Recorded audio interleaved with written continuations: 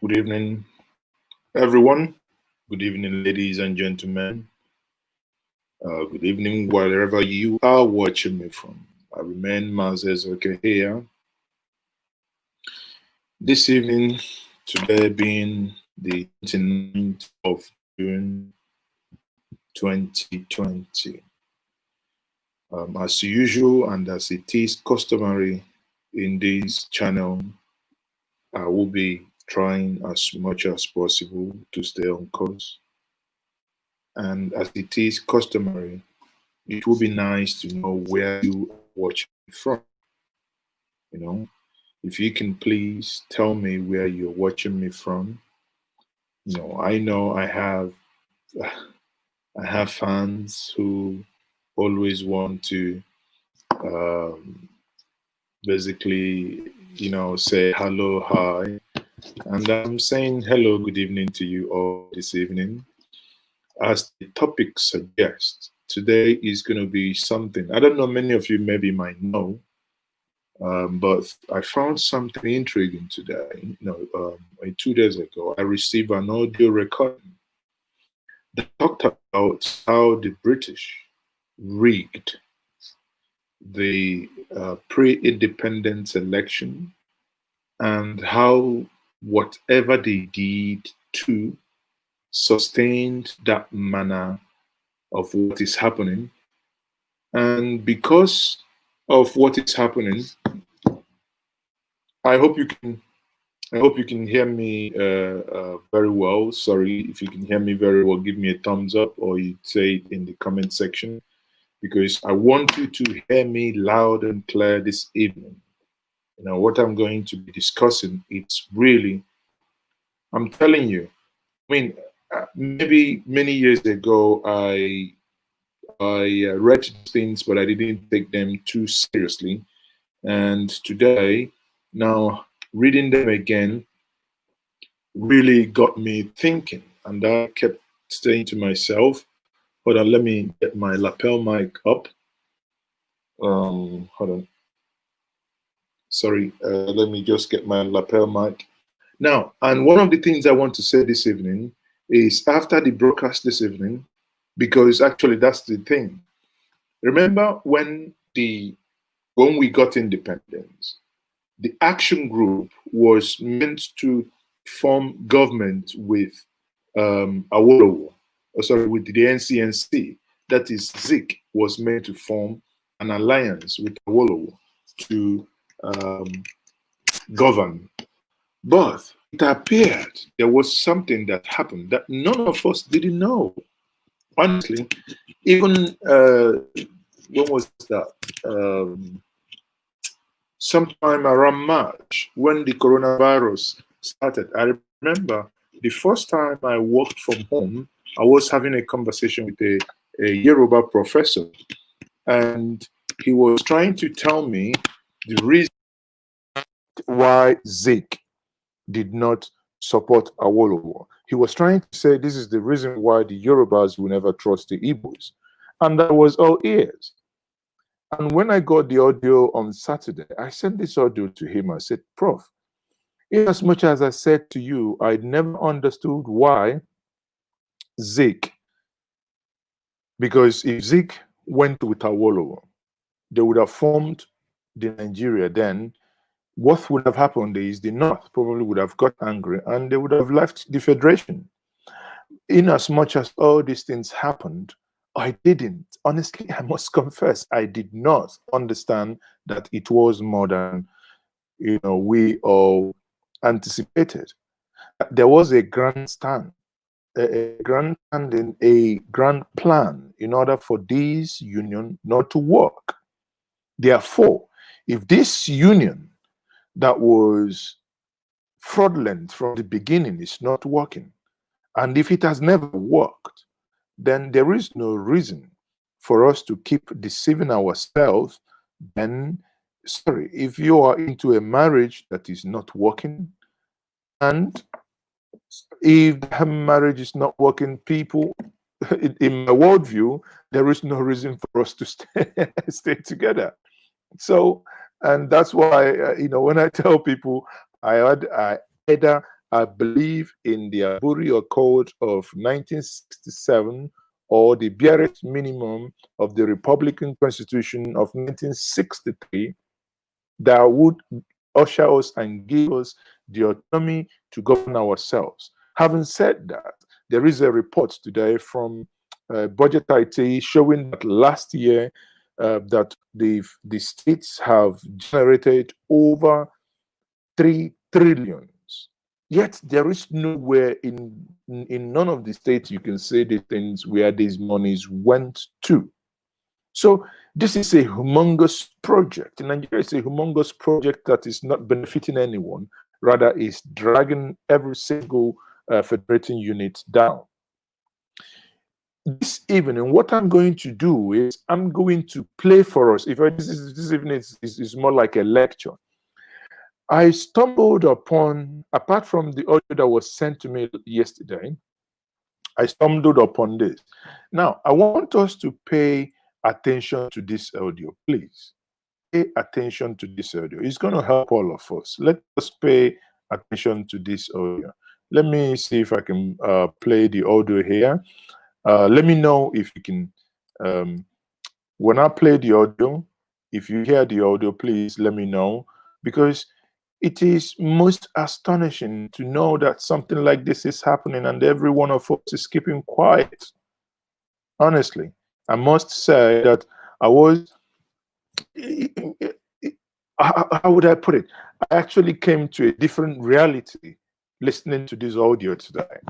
And hence, I've decided to make this video. I mean, I could have made a video out of it, but I thought if I made just a video out of it, maybe the video I would make might not give me the needed, you know, the needed input that I had to do this evening. And before I get into that, then I would thank Chinyere Okoro, who says, Maz, we can hear you loud and clear, Chinyere. Thank you very much. And I have, whoa, Chinyere Okoro as well. Oh, Chinyere, you are from Texas.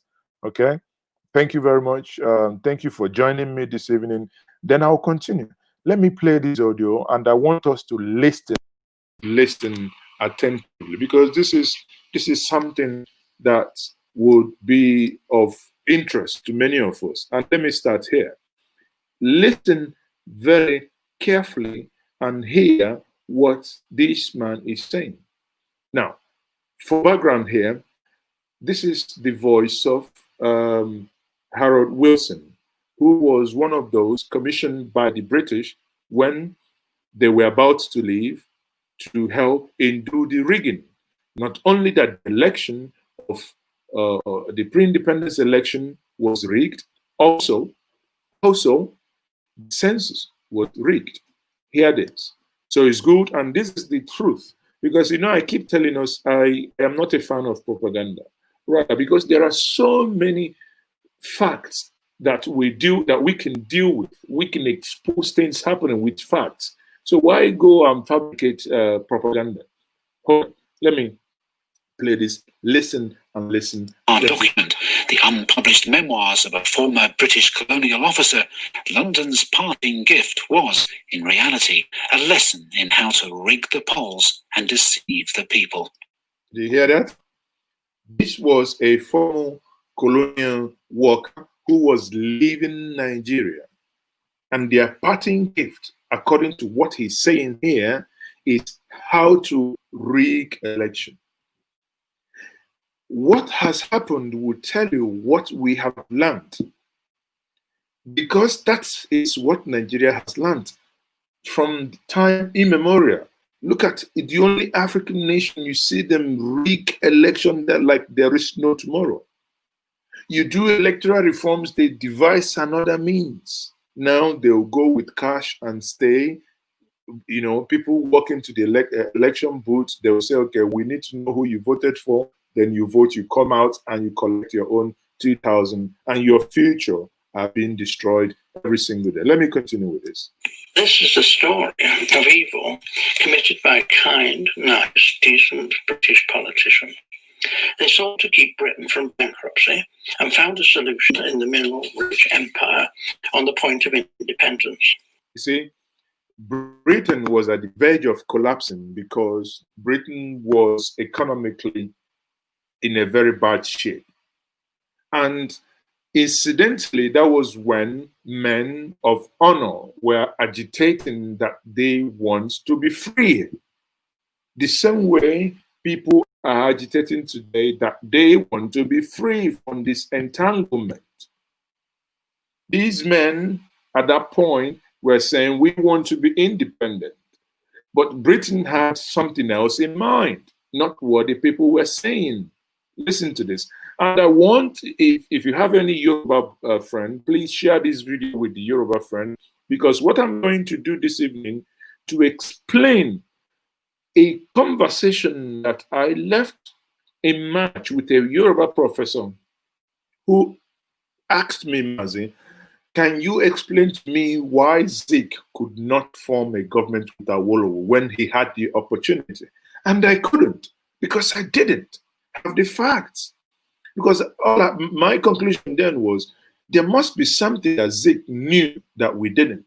But honestly, I didn't know that Zik was forced by the British to form alliance with the North. Zik was forced. Listen, this is why this is very important this evening. Listen to this. It was necessary to bend the rules, and sadly in due course the rules were.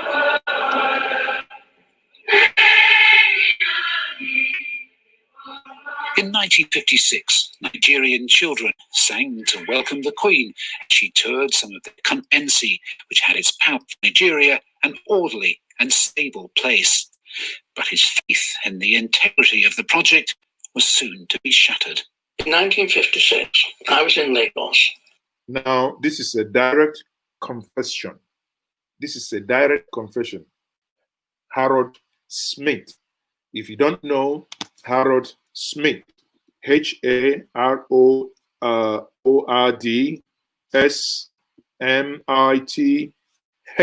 Harold Smith. If you're in doubt, you can do your Google. I would eventually post the entire conversation, the entire length of the conversation, that is 27 minutes, 36 seconds. I would eventually post that to my own private channel, and I will share that in the media timeline. You can go back and listen to the whole interview, but hear this man and the confession that he is making. On the staff of the Ministry of Labour. He was a staff at the Ministry of Labour. Then the Colonial Ministry of Labour. That was where he worked. When I received the secret file, which had a minute, which ordered me to get involved in the regional elections which were taking place, it told me to take all the vehicles of the Ministry of Labour, all the staff, the clerical staff, and as many senior staff that I could find, to act on behalf of the minister. And the chap was called Festus Igbo. Now, you see that? He was tasked to act for the minister. And who was the minister? Okotie, the flamboyant minister that was, eventually killed by Nzogu and Co. Again, listen and pay attention here. And carry out the ministers, the appointing minister's instructions, and get his party colleagues elected. Festus, a flamboyant political figure who'd been appointed Minister of Labour. He was also treasurer of one of Nigeria's main political parties, the NCNC, which had its power base in the east.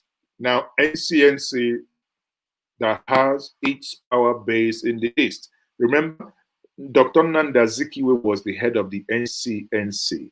Okay, so let's continue. Harold Smith says he was shocked to be asked to interfere in the election on behalf of the NCNC candidate, standing for seats in the minister's constituency. Now, he was given a direct order to interfere. He was given a direct order. These things were happening before independence and by the British.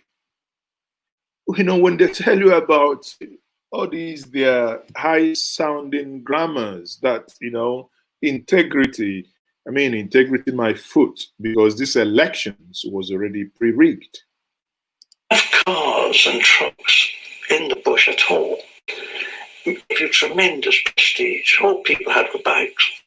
If a fleet of vehicles with maybe 30 or 40 staff of clerks and administrators had suddenly descended, they'd have made a very big impact. This was official, this was government stuff.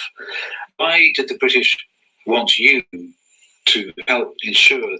Now, exactly the question I know that many of you watching now will be wanting to know. Why did the British? You've colonized these people from the year you amalgamated them together, 1914. 1914.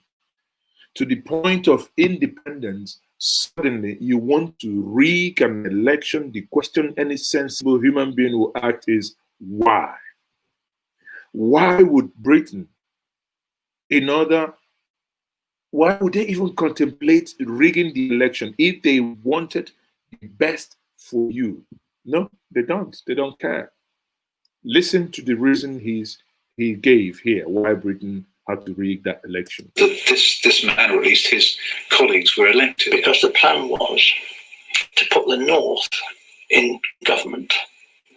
Did you hear that? The plan was to put the North in government. The plan was to put the North in government. There is no two ways about that. Again, if you didn't hear that, let me see if I can scroll back again. They made a very big impact in the regional elections which were taking place. Took the appointing minister's instructions and get his party, all the British colonies, fleet of vehicles with maybe 30 or 40 staff, clerks and administrators had suddenly descended. They'd have made a very big impact. This was official, this was government stuff. Why did the British want you to help ensure that this man, or at least his colleagues, were elected? Because the plan was to put the North in government, in power. Simple. The elections were just to be fixed. A very serious accusation. Simple. The elections were to be fixed. When I hear something like this, it's no longer about this. And I researched further. Now, I will play this for us. I researched further. I found out where Ben Television in the United Kingdom, the Ben Television by Alistair, had the following. This is what Ben Television here. Okay, let me go to Ben Television before I go back to the audio. Then let me play the Ben Television again. Listen attentively. This is Harold Smith here on Ben Television in the United Kingdom. Ben Television is owned by a Nigerian, Alistair, who is equally a good friend here. But let's listen to, this is the man here you are looking here, the white man there is the Harold Smith in question. Now, at that point, this was in 2017, he was about 80-something years. Now, listen again. When you joined the civil service in Nigeria in 1995, yeah. Who did you work for? What role? I was on the staff of the federal government in the department that became the Ministry of Labour, senior government civil servant. The Labour department itself very run down and corrupt, and I had to make my own way, and I had to resist a lot of corruption. So that in a way, I was in that far back, right from the first day. The deputy commissioner was warned against this guy, warned in London too, that I had to stand up to him. So I acquired a habit of standing up to him and standing up to anybody. Was he a Nigerian or a British? He's British. He was British. He was British. And it wasn't that he was homosexual, but he did exploit the young people. Now Luko, even the time of the colonial era, the British were still doing sexual exploits. I mean, he just said it now. Those who flew in from London, those who came in to govern, what they were doing, he said it now. He didn't think that he was gay, but he was engaging in some sexual immorality with some young children. That is, by the way, that is not the reason why I'm here. That could be discussed another day. But now let's get back to this.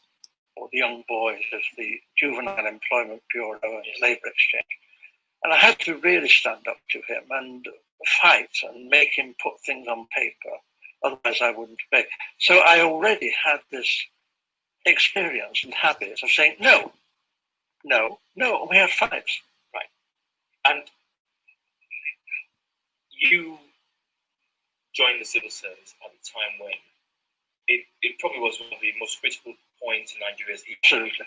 Because Nigeria was just getting ready to transition into independence. And I asked the colonial office at a high level, are they going to be independent? Because otherwise I'm not going. But if you recollect, in 1956, you just had Sir James Robertson at the time, who led a speech in South Africa about saw me and spoke to me, treated me at least with that respect, and said he wanted me to know that I was absolutely right. And he wanted me to know this because he wanted me to know how much trouble I was in. Right. I'm going to read an excerpt. And I just want you to now listen to this excerpt that he wants to read. It was listen to this excerpt. Reported that in 1960, Sir James Robertson, who was the then Governor General of Nigeria, James said Robertson. James you know why you're here, Smith. And I want you to know that all your worst fears and suspicions are absolutely correct. That's what I've just. He says, I'm telling you this because I want you to know how much trouble you're in. Smith, I want you to know that I personally gave orders regarding the elections to which you objected. Yeah. If you will keep your mouth shut, I can promise a rapid promotion and a most distinguished career elsewhere. But you will not be allowed to work in the UK. Permanent exam. He says you must understand that you know too Mr. much. Smith is being told that after this evil that they've done in Nigeria, when he comes back to England and zips his mouth, he will be allowed to progress within his career. Because the moment they became independent, or Nigeria became independent, he came back, he left Nigeria, he came back to England. He needed to go back to work, and he was told, if you do certain things, that means including keeping your mouth shut, then you will obviously progress in your career. You see how they subtly threaten, how they threaten people. You see the evil happening. They say this is what you are telling a man, that if he keeps his mouth shut, then you're going to do X, Y, Z. Or let's just listen more. For your own good. If you don't give me your word, means will be found to shut you up. No one will believe your story, and the press will not be allowed to print it. Is that statement correct? Yeah. Was that really said? I was astounded. I was astounded. And there were other talks, and the actual material goods were a knighthood, a top job in the Foreign Service, a large sum of money as compensation for them being a large sum of money by the British government. There's a counter threat at the same time underlying it, that I would never be employed again. And for doing what? I'd be finished. You know, the some skeptics would say, for doing what? Why carry on? You're a white British person. We've had missionaries come and go in Nigeria. Some of them even got involved in the whole act, and they kept their mouths shut. Yeah, but firstly, what's in it for you? Yes, most of the British who were involved in the rigging took very large pensions, very generous pensions, and they made that decision. And I, over the years, I met a number of people. I didn't prejudge them or show prejudice or anything. I didn't tell them, I thought they'd done the wrong thing. I felt they had the right to decide for themselves. I felt it wrong. I felt there was a lack of principle and courage. But I also had this very strong faith in myself. I'd been brought up to be very moral, very strong. And I'd also been brought up on Pilgrim's Progress. And I expected to pay for taking a stand. Yes. But I also felt I was getting lots of offers of jobs. And I didn't really believe that they could keep me unemployed forever. But they did, because I was also ill when I went home. And I was like a skeleton. Because you were struck down by a tropical disease. But later, when Jonathan Aitken became a member of the government, he suggested that I'd been poisoned by Porton Down. Did you hear that? It's been suggested that he was poisoned. Poisoned because probably they thought that if he goes back to England, he is going to reveal these things that he was told. And he was poisoned. That's what someone else suggested to him. It said when he came back from Nigeria, he was so lean, he was so thin that it was suggested to him that he was poisoned. But that's a different kettle of fish. But let's continue. And those were allegations.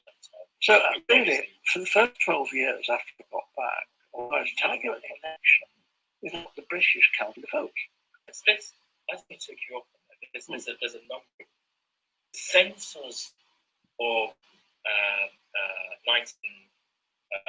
the elections of 1959 were 1959 for 1960. Largely the census which the British themselves had organized. Please, whatever you're doing at this point, I want you to pay your utmost attention and listen to this.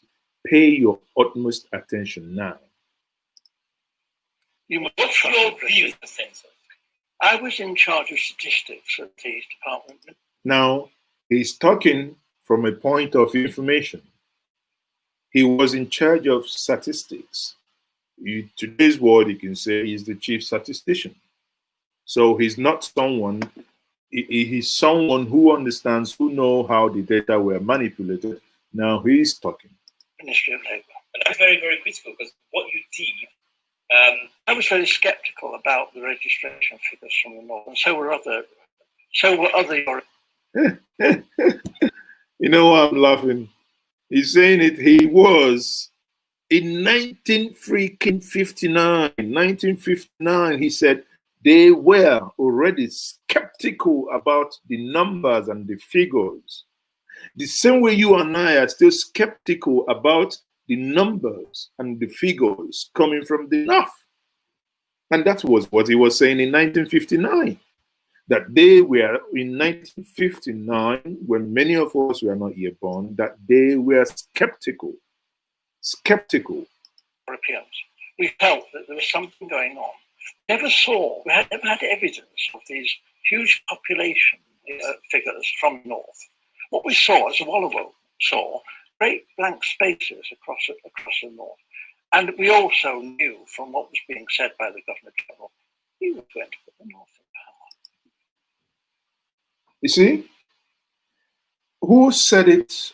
I think, I can't remember who said it, that, I think there is one professor at the University of Ibadan, made a statement that is only in Nigeria that the habitation defies logic, that the nearer you approach a desert, the more in population explosion compared to the savanna.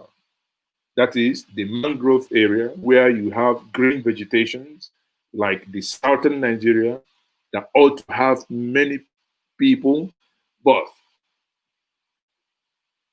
Nigeria is the only place where the reverse is the case. The more you get into desert where you do not have trees, greeneries, hence the cows come down to the south to graze. But you have more population coming out. In an election, you have millions of populations. which defies simple logic. And in conclusion, this is what he said. It was quite evident. He said that very clearly. What he said were a number of statements which led us all to the conclusion that that is what was going to happen. And in fact, he announced the Labour and the Northern one before the votes were counted. What are we, I was going to say, are we independent? But oh dear. Did you hear that? That the election was already announced before they were even counted. That's Nigeria for you. The election has already been announced before they were even counted by the British in 1959. Now let us go back to his audio. Then you will know this. I've seen people saying, Franco Dallas John says we can now believe that Zik was evil. I think that's not the issue here. At some point I was thinking, I was personally concerned. What, sometimes the whole logic fails you. Because at some point I was thinking, hold on here, people, something doesn't add up. Zik studied in America, worked in Accra, was a Pan-Africanist. AWO did his distance learning, but at least became also a Pan-Africanist. These are two individuals that had brain, they were learned. It beats me silly to rationalize why the two individuals that understood at least some element of governance by way of the things they were able to put down on papers, by the way they've studied and the environment that already influenced them, for both of them to come back and say, or rather for Zik now to move away and suddenly go and stand with someone who, in words of Harold Smith, I will let you see how he described the ones that Zik went into alliance. So it will be unfair to say that Zik was evil. But what I'm here to say is that if you understand why Zik did that, you actually have pity for him. I didn't know that until Saturday, because I never understood why Zik had to go into the alliance. At some point, I was actually angry with Zik to saying, well, you put us in this mess. But now I know better because I found out this information. Let me continue. Please stay around and stay tuned. I hope this conversation is not going to take too much. I hope to stop before an hour, but let's continue. That Britain, which advertised its withdrawal from empire as a model of fairness and democracy, was allegedly rigging, or at the very least, giving advantage to a favoured party in the polls. Can such an allegation be substantiated? I took Mr. Smith's claims to the director of the Centre of African Studies at Oxford University, Professor David Anderson. In the 1950s, virtually all the British colonies were moving towards independence in Africa. Okay, let me get to where I want us to listen to, because that's, for me, that's the most critical part here. Hold on, let me scroll that. Okay. Independent Nigeria, and he makes a frank admission about British attitudes to the leaders in the north, the Kano rulers. The impression of the Kano rulers was that they had long and successful experience of government. They therefore offered an obvious choice to head an experiment. Mm-hmm. It was, in fact, difficult at the time to see an alternative for the early stages of independence. Sir Peter died last year at the age of 92. Sir James Robertson, the Governor General of Nigeria at independence, and the man Harold Smith alleges ordered him to interfere with the electoral process, died in 1983. But again, his memoirs suggest that he did not always play by the rules. Recalling Nigeria's first general election in 1959, okay, he writes that before all the counting... Look, again, the Governor General that was in charge of the whole federation, the Governor General, that's James Robertson. in his own memoir. In his own memoir, it's not about that Harold Smith is saying something because James Robertson is dead. No, he is now saying something in his own memoir. He wrote it himself before he died. Listen. It finished, rumours began to circulate that the NCNC from the east and the Action Group in the west were getting together and might form a coalition. Now, anyone who is listening from the south here, please shut down everything you're listening. Every other distraction is not needed. Now, for someone here in this chat room, I think Franco Dallas, who said that Zeke was evil. Now, listen to this. This is what I was thinking, but until you listen to this, you understand.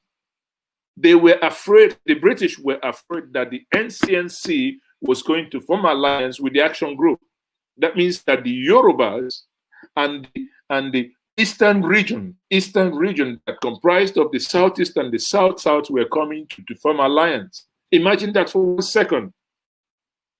Imagine that if the British did not thwart this evil, if the British did not thwart the best thing that could have happened in Nigeria, that if those that were learned, those that believe in sanctity of life, those that believe that merit worth something, those that do not believe that a child who scores 139 should be in the same school with a child who scores 4, those that believe that a child from Anambra must score 134 to get into a unitary school with someone from Yobe who scores the number 4, just freaking 4. Even if you're a dons, you can do turbon, you can do just because it's multiple choice. There is no way you cannot, as long as you answered the whole 200 questions, that you cannot get 4 to gain admission. Yet someone who is from Anambra who has 139 will be crying and will be hiding under the bed because he or she will be thinking, Daddy, Mommy, I have failed you. What we are talking about is the minimum. That means a child that scores 138 will be crying. He or she must wait another year. This evil. This is evil. And again, my job here is not to make a conclusion. My job here is to, explain to us this data, distill this data, listen to this information. It will help us to make an informed decision. Once more, I just scroll back a little bit so that we take this in context. Let me see Okay. Let me play this again. Died in 1983, but again, his memoirs suggest that he did not always play by the rules. Recalling Nigeria's first general election in 1959, he writes that before all the counting had finished, rumours began to circulate that the NCNC from the east and the Action Group in the west were getting together and might form. And please, if you're Yoruba and you're watching me, you see, I wasn't born in 1959. Many of you watching me now were not born then. But there is one thing I think we have to take away from this broadcast this evening, if nothing else. That means, look at this testimony that the NCNC, which is the South, the party led by Zeke, and the Action Group, the party led by AWO, meaning the Western region, as of that time, that included the Midwest, that is the old Bendel, and what we have today, the Eastern region. People, sometimes, when I think about this, it gives me goosebumps. You know how? What we are trying now to form, build alliance of Southern Nigeria and Middle Belt, was already what in the eve of the election in 1959, they were already thinking about. They already knew that they would win. They know, okay, there is no way I'll win everything. There is no way NCNC will win everything. There is no way Action Group will win everything. We know you win some, we win some. What we now do, we come together. We bring the seats that you want. I bring the seats that you want. If we match that together, we will beat the other people. It was common sense to know that because you and I have a lot in common. Predominantly Christians, people who love education, people who believed in sanctity of life. Why was Britain scared that NCNC, that means East and West, were coming together? That is something that should bother us. Or the coalition. Now, this would be a disaster for Britain's hopes of the northern part. Look, it will be a disaster. Again, it's not for your interest. It will be a disaster that if the northern, if the East and West ever came together, it will be a disaster. You see, he heard him say it will be a disaster. What? Something that ought to be something that would, you know, if there was any genuine intention, it would have been something that should encourage them. But here we are. Party, the NPC, taking power. Sir James was alarmed to discover that even though there were a number of seats still to be declared, if the Action Group and the NCNC formed a coalition, they would have a majority in the House of Representatives. I believe this could be very dangerous for Nigeria's future. As from all I'd learned of the Northerners, they might well decide to leave the Federation. Would have been They better. would not readily accept a national government of Southern parties. According to Sir James, as Governor-General under the Constitution, he was required to appoint as Prime Minister the person who seemed to him most likely to command a majority in the House of Representatives. In his opinion, even though the count was not yet over, this was the northern leader, Abu Bakr. And so, when he talks about Abu Bakr, he's talking about Sir Abu Bakr Tafa Balewa. That was the then Prime Minister. A question again, just like Asuche said, Zik was arm twisted. We're getting somewhere. The question was, why was Zik, what did they use against Zik? What was that they used against Zik to get him? I'm beginning to link it to what we have here in the rubber stamp Senate that we have today. I'm beginning to link it to, but I'll get to that later. See. After a brief discussion, he invited him to form a government. And I did so on the grounds that the leader of the party with the greatest number of seats was surely most likely to be able to form a government which would win the support of the House. As far as I remember now, I took this action entirely on my own and did not consult the Secretary of State. The matter was urgent and could not wait. So, by his own admission, Sir James Robertson was determined to see the North in control at independence and was prepared to bend the rules to achieve this. But were the British prepared to go as far as interfering in the voting process itself? If so, how was this done? There are those who believe the British had laid the foundations for the electoral success of the North years before by falsifying the results of a national census. See? By falsifying the result of the national census. So it was not a plan that started in 1959. But 1959 was when they wanted to use everything that they've put in together, all the building blocks they've been gathering before. They just wanted to lay them and cement them in 1959. Professor David Anderson. In the 1950s, it was certainly to the advantage of the British to do, as you've described, to increase the population of the North, because it would shift the relative balance of power in the Assembly. Suggestion that the British were anything other than impartial arbitrators of Nigeria's independence is not popular with veterans of the colonial service, like Gerald Summerhays, who worked in Nigeria from 1952 to 1981, starting out as an assistant district officer before rising to permanent secretary of a ministry in the North. He's adamant that neither he nor anyone he worked with interfered in any way with local elections held in his area, though he does remember talk that the census had been fiddled. Well, there was various allegations going on. There was one which I remember featuring in a newspaper alleging that a village of 5,000 people had been discovered in one area which had not been counted previously. Well, that sounded, shall we say, a trifle unlikely.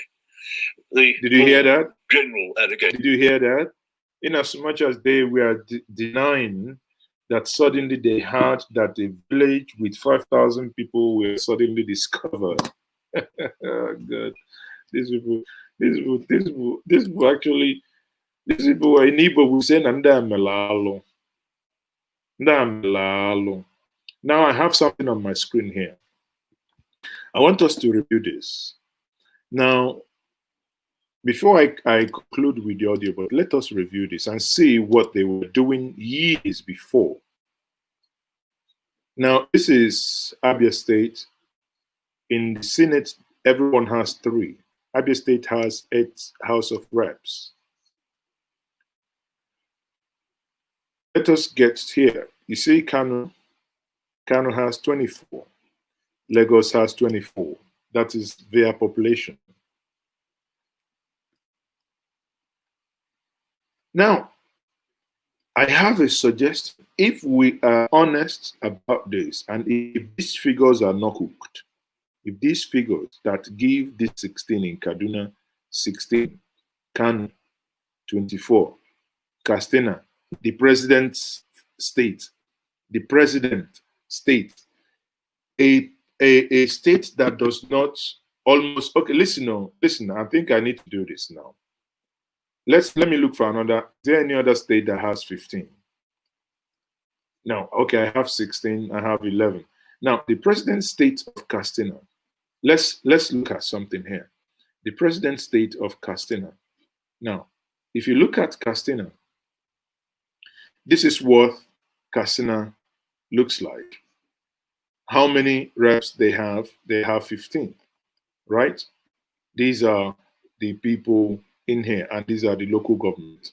Now, let's go back and check what is the internal generated revenue of Katsina State. Internal generated revenue of Katsina. Hold on, I will do that quickly. Internal generated revenue. If you know that, you can put that in the comment section. Internal, no, okay. Let me do IGR Katsina State. I'm getting to somewhere. Okay. In 2019, Katsina generates 6.3 according to Premium Times. The Katsina State Board of Internal General said they generated 6.3 billion between January and September. Now, between January and September last year is 9 months. If you divide this by 9, 6.3, hold on, 6.3 billion. 6.3 billion. Hold on, my calculator doesn't calculate billions because, okay, divided by 9. It gives you 700,000 a month times 9. Yeah, it gives you 700,000 a month, and yet now this is a Katsina generates this amount of 700,000 a month, yet they have one of the highest number of representatives. Question is it not fair, or would it not be fair to have this number of representatives by the number of taxes, or by, rather than just give a blanket on invaluable number that is anchored on rigging? Wouldn't it be fair to say you would get the number of reps if you pay this depending on the number of taxes you pay? I don't know if you understand what I mean, because if I look at this, let me quickly share the screen. Hold on, let me stop this one. Let me quickly share the screen because that would help some of you to understand better what I'm on about here. Is 6.3. I mean, this is not me. This is Premium Times. This is Premium Times of Nigeria. Premium Times. Look, this is what they are doing. Premium Times says here, let me go back and see if I can highlight that. Okay, then read with me.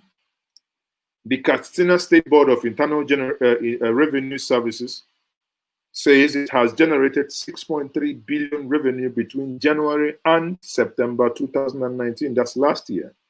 Okay, 6.3 divided by 9, it gives you 700,000, not even up to 1 million. Not even up to 1 million. Okay, so that is Katsina that has 15 reps. 15 reps. Let's go to one of those that has the lowest. We have, let's use any of the southwest states. Let's use Ondo. Let's use Ondo. Let's do the same. Follow me, please, whereas I do the same. Ondo State IGR. Let me see. Ondo State IGR. Let's stay with 2019 because that's what I've done before. Okay, Ondo State IGR is about 750. 750. Greater than Katsina that has 15 reps. Ondo State has how many? How many? Hold on, let me go back again. Ondo State has only 9. Do you see that? 9. Now, again, Ondo State opted their game. Opted their game. You see, before they used to generate 7.2 million. Now, Ondo State opted their game. Ondo State here is generating 2.2 billion monthly. Katsina State, 750,000, 15 House of Reps to Abuja. This is the skew the British started before even the 1959 elections. For me, what it means is we are not being sincere. Because if you can see how they have gone, then for me, my argument now will be, if we want to make progress, then go ahead and move and do things the other way around. Go ahead and move things and do things the other way around. Okay?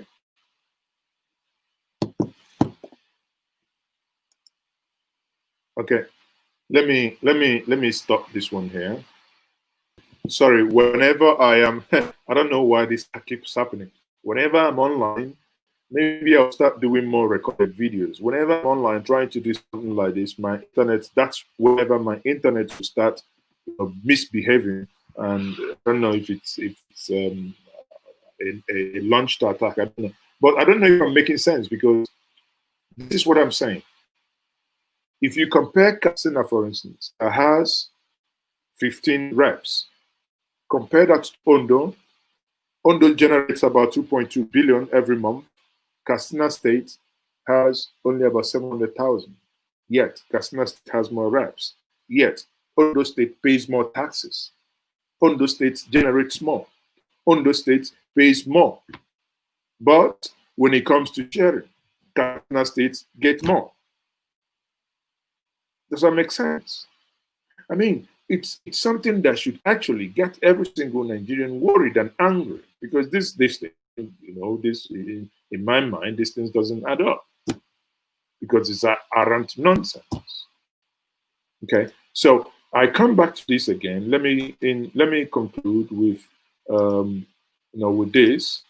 I come back to this again, and this is where I said this is the reason why Zeke was not allowed to enter into any alliance. Were that parts of districts were counted twice. an allegation. Now, part of the districts within the north were counted twice. Why? Why? The same way we now see, isn't it what they learned from the British? That we now see you cast election, you see underaged. Even me, okay, when I once went to a club to register in order to vote, I was asked to go because I haven't registered before. But I was asked to go and get my international. I said, what a, I mean, I'm here. I have my driver's license. So why don't you register me? And I wrote a petition to INEC. Literally, I was about to register. But I now ask myself, how many people were turned down from that registration center in the South? Because the South would always want to play by the books. Now you listen again. That this was done. I have no knowledge whether it was or not. The only place I do know where it wasn't done is where I was dealing with it. How likely do you think it is that this happened in the north? The answer is no. That's the question. Why is that? Because it was controlled by the British administration, and the British administration would not have done that. Well, it's the British administration that's being accused of collaborating with local people to ensure that was done for Britain's own interest. Well, they can accuse it as much as they like, I'm afraid. There's but so many mislead, so easy to. This is one of the British guys that was actually the only denying thing I it. can say, but I was actively involved in it, and I knew the other people who were involved in it, and many of them, and I do not believe that one of them for one moment. See, he was actively involved in it. Yeah. The leader of the NPC, Abubakar Tafawa Balewa, was Prime Minister. His coalition partner, Dr. Ezekwe, took the role of Governor General and later President. Now, you see, the whole thing is making sense to me. Honestly, people, the whole thing is making sense to me. How can Zeke, who have studied in America, who actually, looked forward to governing a large entity, now it's making sense to me that he was twisted to the point that he will go and take the back seat, ceremonial head. First, the Governor General, later, the ceremonial head, like the Queen. If we go into, whereas AWO, if he had gone into an alliance with the Yorubas, with the action group, he would have been the Prime Minister making decisions. He would have been the Prime Minister. Think about it. Because honestly, until recently, I never understood that. What would make Zeke to say no to being a Prime Minister, but to remain with to be a junior partner that someone, or to be a junior partner to someone that he is, that is not his pair at all. It's making sense. It's prestige. All people have the bikes. If a fleet of vehicles with and sincere appreciation of it's making sense in West Africa, because the kind of social limit fed upon in Africa was driven by massive poverty and very low levels of education. Therefore, British analysts at the time thought West African populations were vulnerable to communism. In order to ensure that, come independence, their interests would be represented by their conservative friends in the north, the British virtually created and strongly backed a political party for the region, the NPC. NPC, every other person was NPC, every other person was having a nationalistic outlook. They never hid it. They had the Northern People's Congress, NPC, whereas NCNC had it was before Nigeria, Cameroon, but eventually won when the Western Cameroon left to join Cameroon, and it was changed. If I haven't done anything this evening, it is an appeal to my Yoruba brothers that I have been one of those that were being confused as to what the reason on earth would Zik have done this. Today, I hope I've been able to, show us that Zik was twisted. When they were already discussing with Action Group, the British, and twisted them. I wished that Zik wrote his, somehow a confessional statement in form of a memoir before he died. The same way, I sit back today and I think I wished that Chief Odumegwu wrote some conventional things aside the things he wrote in his book while he was alive, because I was involved. Because this is the only way we can read their minds and a snippet of their mind and the things that transpired in that time. Because here we are accusing one another that Zik never, wanted to pay AWO. No, that was politics. How can he have wanted to pay AWO by taking a junior post that conferred no executive power? But here we are. If he had gone into alliance with AWO Action Congress, the AG, he would be the prime minister. And prime minister gives you the executive power. And the prime minister means you are in charge. And AWO would have probably been the finance minister. Would Nigeria be better off if that alliance of 1959 had ever occurred? Yes, I have no doubt in my mind for 1 second that would have been. Nigeria would have been in a better, a better trajectory, developmental wise. You wouldn't have been in this quagmire that we are in today. Again, now we know this truth. It is time we now begin, because we can always sit back and say, this is what Zik did, this is what AWO did. The question is, what are we doing? It is our turn today. We must somehow come together to begin to demand for a return to the 1963 or the minimum, the Aburi Accord of 1967. Because that is one thing that is going to give us the regional autonomy, where we can now all develop at our own pace. If the Southeast, the way the delay happening at the Enugu International Airport, if the Southeast decides that as a trading people they want to have one seaport in Aloji, one seaport in Uguta, one port in Atani, it is their right and it is their prerogative to do that no one should stop them from doing that. If the Southeast and if the South, or if the Yorubas say they want to build a train station that will go from Ubomosho to Onitsha, to Port Harcourt, to Warri, to Sapele, and back to Abo, it is and it must be their prerogative, because the system that we're currently running is suffocating us and is not allowing us to breathe. Again, like someone said this evening, the British had their neck, had their knees on our neck at the time of independence, hence the mess. And the same British still have their knees on our neck. And we are saying we can't breathe. We want out. On that note, I say thank you very much for joining me this evening. I remain Mazi Ezoke. Remain blessed and have a wonderful evening. Thank you.